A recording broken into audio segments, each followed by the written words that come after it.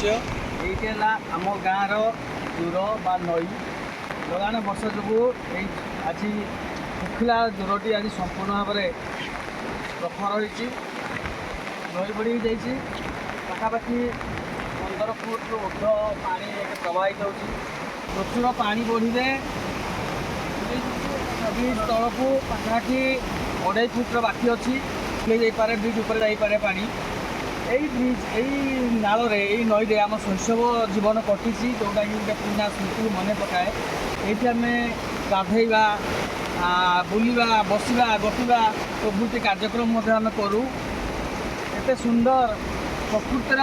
ए दृश्य बहुत मनोरम शांत शांत सरल नईटी आज उग्र रूप धारण कर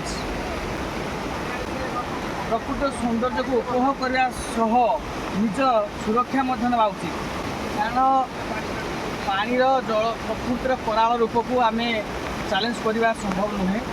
करवा उचित नुहे। तेणु फोटो वीडियो करला बेले निजक सतर्क एवं सुरक्षित रखुँ।